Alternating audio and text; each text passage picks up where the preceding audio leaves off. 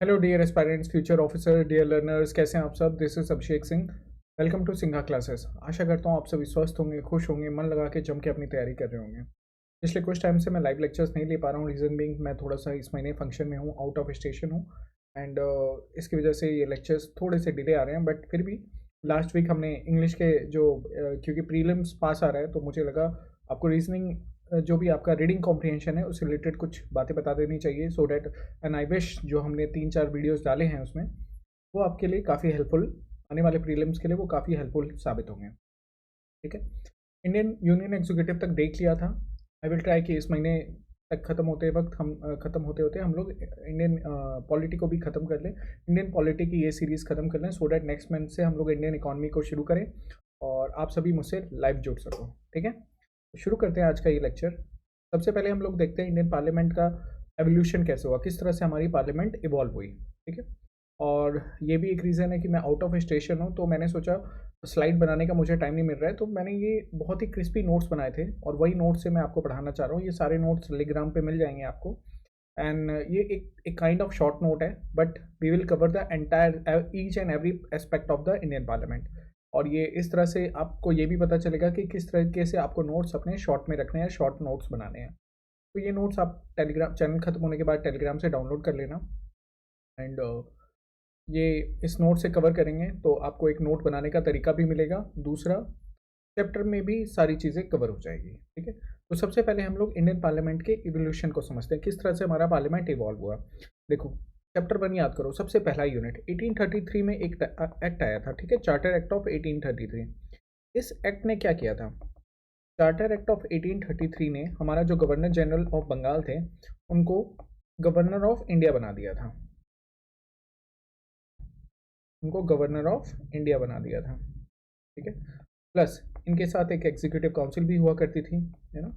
अब ये जो पूरी टीम होती थी ये मिलकर के हमारे देश के लिए कानून लेजिस्लेटिव का भी काम करती थी और एग्जीक्यूटिव फंक्शन भी परफॉर्म किया करती थी।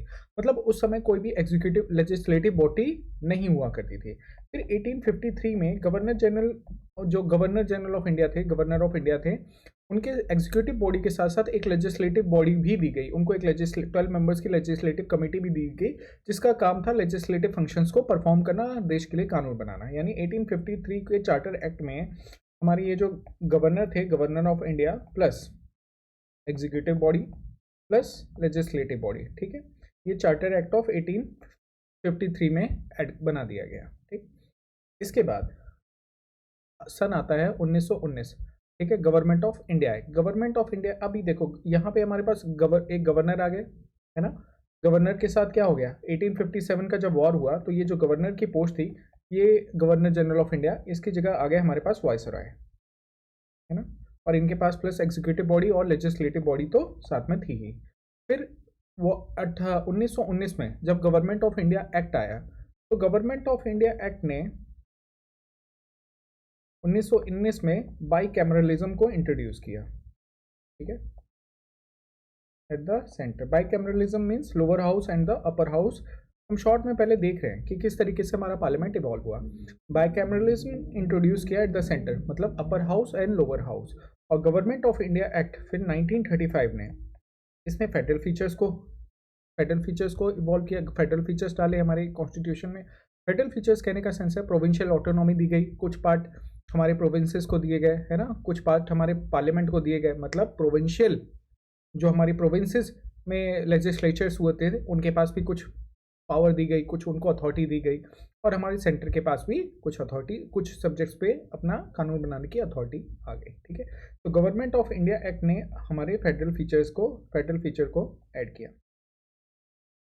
ठीक है, अब 1946 में हमारे पास क्या आता है, 1946 में कॉन्स्टिट्यूशन असेंबली का फॉर्मेशन होता है।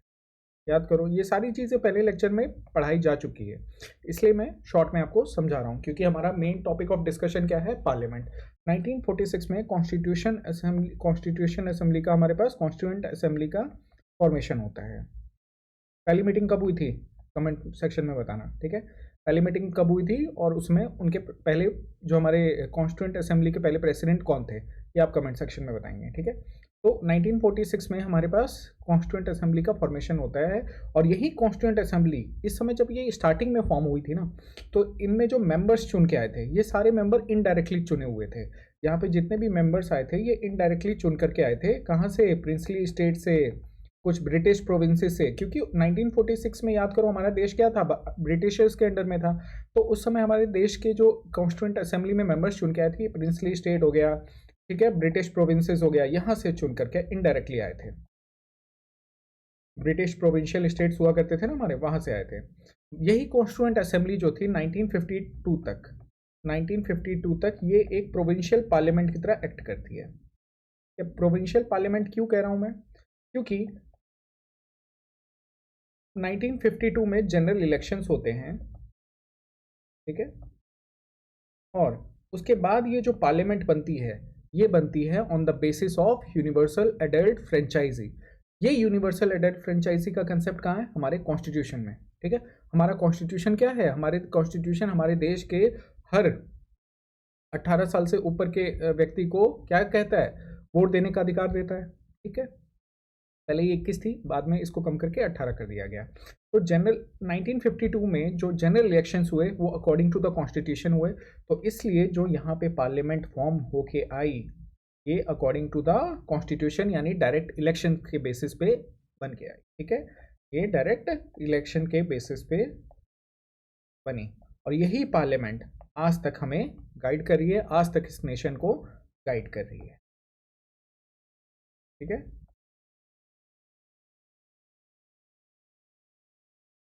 तो क्लियर हुआ किस तरीके से हमारा पार्लियामेंट इवॉल्व हुआ? यहाँ तक क्लियर हुआ, चीज़ें समझ में आई। रिकैप कर लेते हैं एक बार। सबसे पहले 1833 में चार्टर एक्ट आया। चार्टर एक्ट ने गवर्नर जनरल ऑफ बंगाल को गवर्नर जनरल ऑफ इंडिया बना दिया। इनके पास एक एग्जीक्यूटिव बॉडी भी हुआ करती थी, यही एग्जीक्यूटिव बॉडी लेजिस्लेचर का भी काम किया करती थी। 1853 के चार्टर एक्ट ने गवर्नमेंट ऑफ इंडिया, जो गवर्नर जनरल ऑफ इंडिया थे, उनके लिए एक सेपरेट लेजिस्लेटिव बॉडी दी। जो 1857 के वॉर के बाद 1857 के बाद क्या हुआ? गवर्नर जनरल ऑफ इंडिया थे, ये वाइसराय की पोस्ट में कन्वर्ट हो गई। Plus government of India act 1919 में फिर क्या हुआ? बाइकैमरलिज्म, लोअर हाउस और अपर हाउस ये सेंटर पे इंट्रोड्यूस किया गया। गवर्नमेंट ऑफ इंडिया एक्ट 1935 में फेडरल फीचर्स को ऐड किया गया।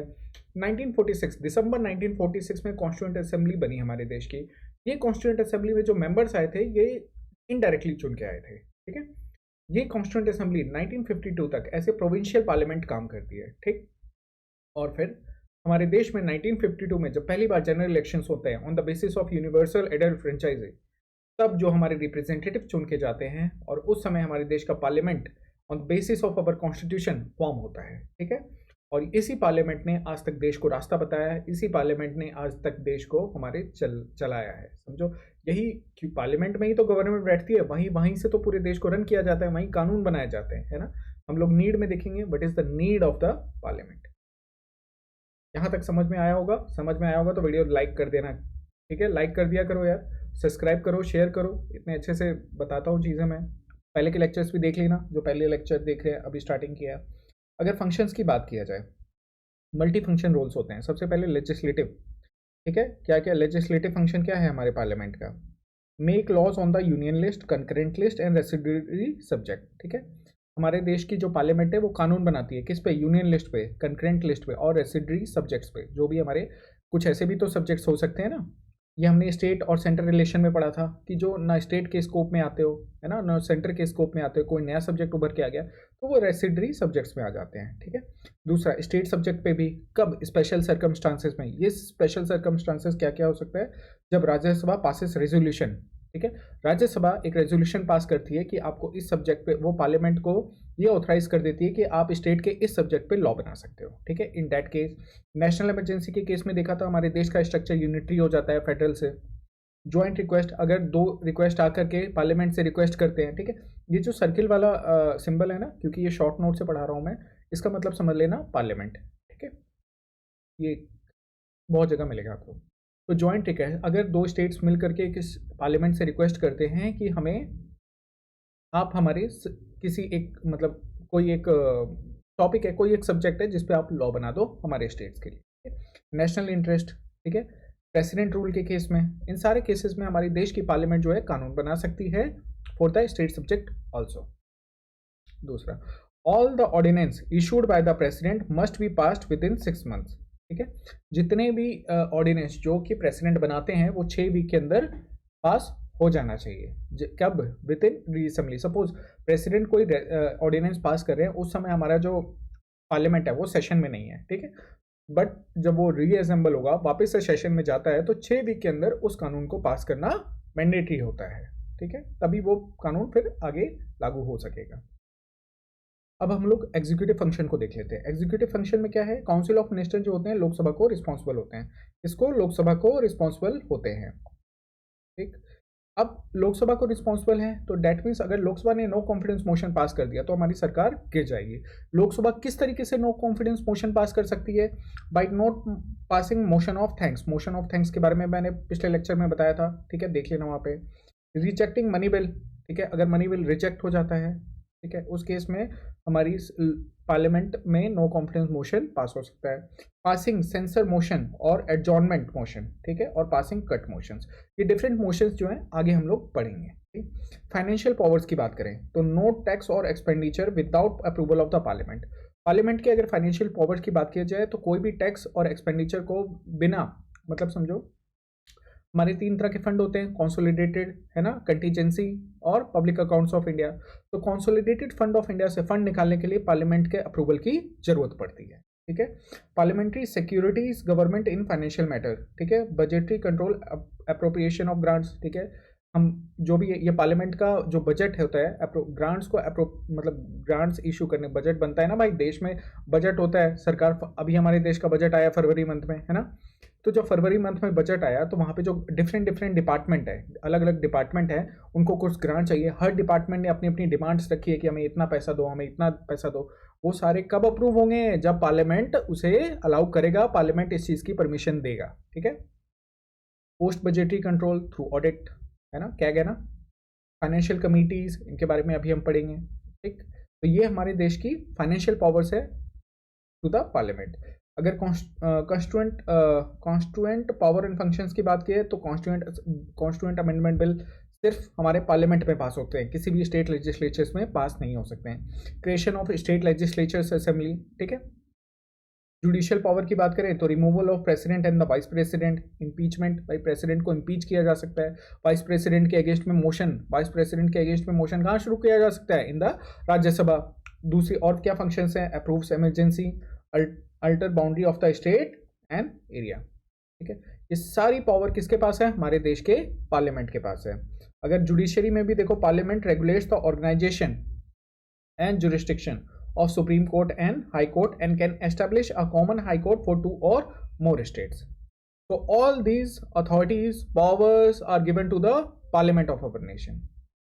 ठीक है, यहाँ तक समझ में आया कि पार्लियामेंट की कितनी अधिक उपयोगिता है हमारे देश में? समझ में आ रहा है? वीडियो अच्छा लग रहा है? ठीक है, अच्छा लग रहा है तो लाइक करना, शेयर करना, हमारे चैनल को सब्सक्राइब करना।